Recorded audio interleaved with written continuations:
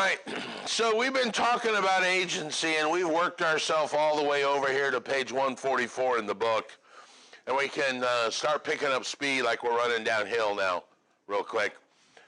We've been talking about agency, and there's actually 3 or 4 different degrees of agency.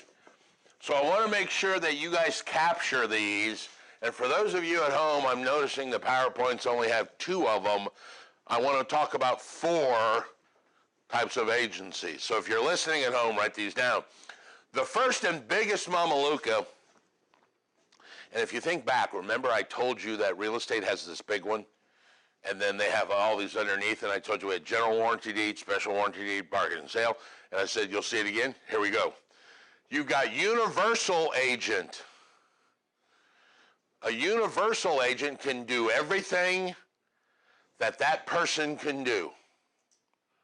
We call these power of attorney. Power of attorney. I have power of attorney for my mother. I can enter into contracts for her. I can sell real estate. I can do everything she can do except vote. I have what's called general power of attorney. Means I can do all the documents. They have things called special or specific power of attorney, right? Or limited power of attorney, I think they call it. Yeah, limited, where okay, I can sign for you on this sale of this house, but I'm not going to go over there and do all this other stuff. A lot of times, we will be given limited power of attorney. As an agent, I have signed a dozen or so times for my seller. It's an investment group, or they're out of town. Very seldom will you ever sign, if ever, for a buyer, especially if they're getting mortgage. So universal agent is like a power of attorney. Then they have this thing called, it's in the book there, called a general agent. Or it's on the slide. A general agent now does a lot of stuff in one area of a person's life, like a property manager. A property manager has general agency. They may enter into lawn care contracts. They may do the banking. They may screen tenants. They may go turn on utilities. So they've got power to do several different things for that one property. All right? So when we get into the property management agreement, we are going to talk about that the big difference is a property manager gets conferred general agency, all right? As opposed to the one below it is called special agency. Special agency does one thing in one area of life. Can you give me an example of a special agent? And I don't mean James Bond. Huh? An attorney is not a special agent. Somebody that's hired to do one thing for a person in one area of their life.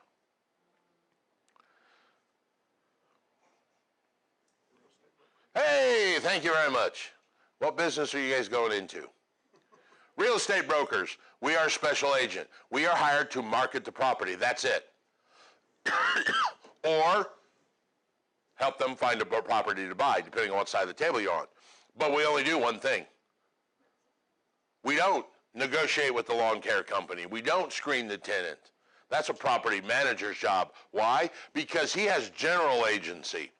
All I've got special agency, and that special agency is defined in the listing agreement. It says you can market the property to the best of your extent to gain the fullest, exposure of the property. That's all I do. All right? That's special agency. Now, there's one more I want to talk about that's not in the book even, but it may be a future exercise in knowledge, so everybody write this down. There's a thing called a designated agent. Designated agent. Guess who that would be? Somebody that what? But who would that be? Somebody that's dead? No, I'm the special agent. You guys are the designated agent for me. Remember, I've been saying this all this time, and here's where it comes in. I'm the special agent. I'm the one that's hired to list the property for sale. I then designate you to represent me in this deal. So when you come in and say, I've got a new client, that's my mom, I say, no, you don't. I have a new client, that's your mother, and I am going to appoint you or designate you to run point on this, and you are going to represent me as the Modulin Group in the listing of my new client, who just happens to be your mother, deal. So you're the designated agent for me.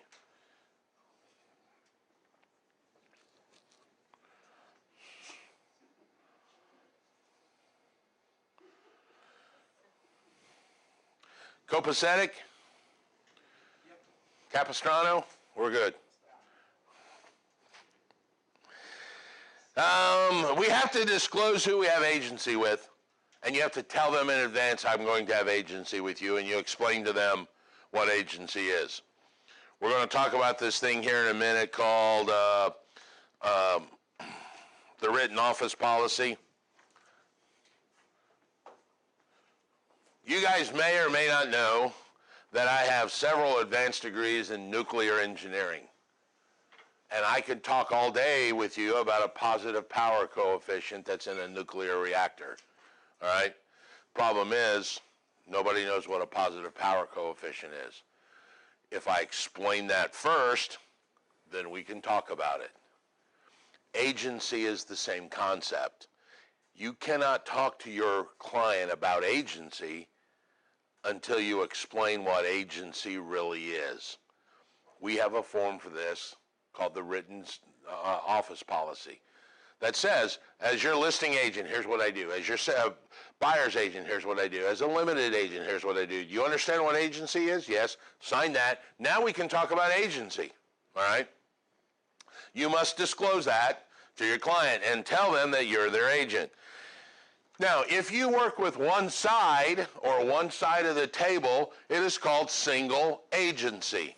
Probably most of the deals you will ever do. Now, here comes pet peeve number 2. You ready? If you work with the seller, you are called the listing agent. If you work with the buyer, you are called the selling agent.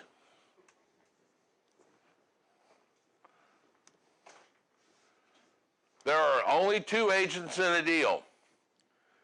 The one that works with the seller, that's called the listing agent. I listed the property.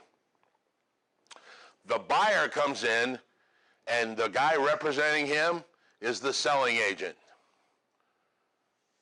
Everybody wants to get this backwards and confused. And I still get guys working in the industry that call me and say, well, I was the selling agent because, you know, my guy had the list. Whoa, time out. What'd you say? Selling agent works with the buyer. And here's how you can remember it. If you just think about this for a minute. As a listing agent, my job is to make the property available for all of you guys to see it. I put it on the MLS, I put it in Zillow, put it on Craigslist, put it on whatever, right? You see it. You know your buyer wants to see it. You bring the buyer into the house. What do you say? Isn't this a beautiful house? Didn't you say you wanted a bedroom for each one of your children? Well, there's 4 bedrooms here. Can you imagine your grand piano sitting right in this area? This would be the perfect house for you.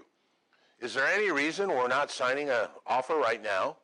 You are, in fact, selling the house.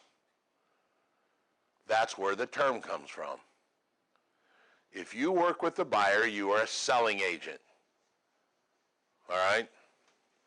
You are the one selling the attributes of the house to your client so that they will write an offer.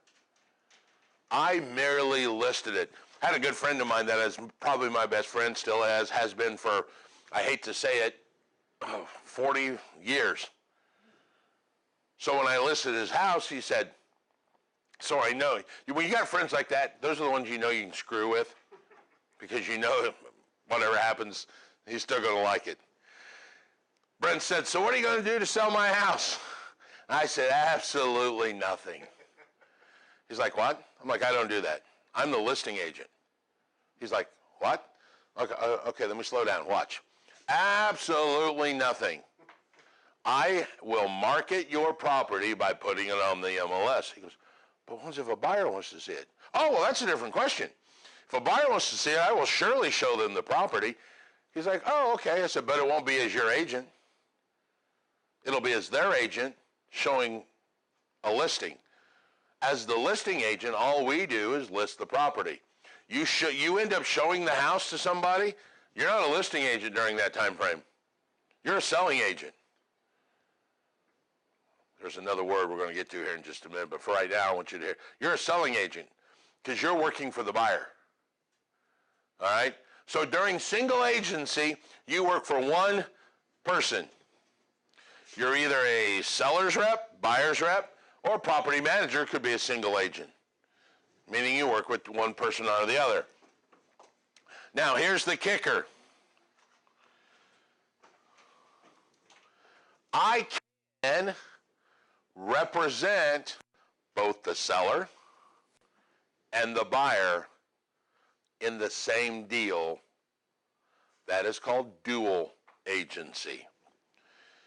In your book, for those of you at home and for those of you here, write the word limited. This is what Indiana calls it, limited agency. If you say dual, it's kind of like the word ain't. You say ain't, I know what you mean, I'll just think you're an idiot.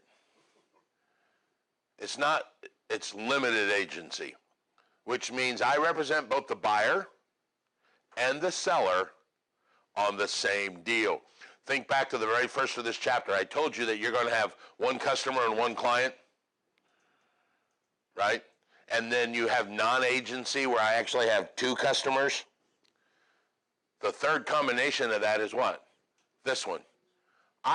Now I have two clients. The listing is my client and the selling is my client.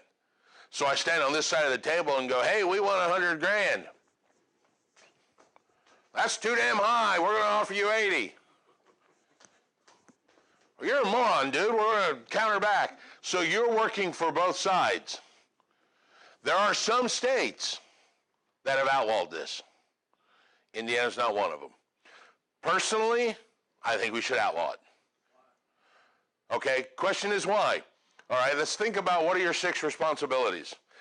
Disclosure, I have to tell you everything I know about the deal, right? But also I've got obedience, which says I cannot give away some of the information that I know because it will hinder your ability to sell. So which one of the person am I going to cheat? Because if I know something about the seller, like his dog ran away, his cat's on heroin, I owe him confidentiality that says I can't tell, right? But wait a minute. On the other side, I've got one called disclosure, which says I have to disclose everything I know about the deal, right? It is virtually impossible to do both of those. I can't disclose everything I know and yet keep confidential stuff for that client. I try and stay away from those deals. A lot of agents love them because they are called a me deal. That's the slang, because I get both sides of the transaction. Remember the other day we did the math. I said half of it goes this way and half goes to the buyer. If you're the buyer, then we get the whole thing. So they call it a me deal. If you do it on a small house, it's called a mini-me. All right? Is it really? No. Okay. I did not go to doctor school for 4 years to be called frickin' Mr. Evil.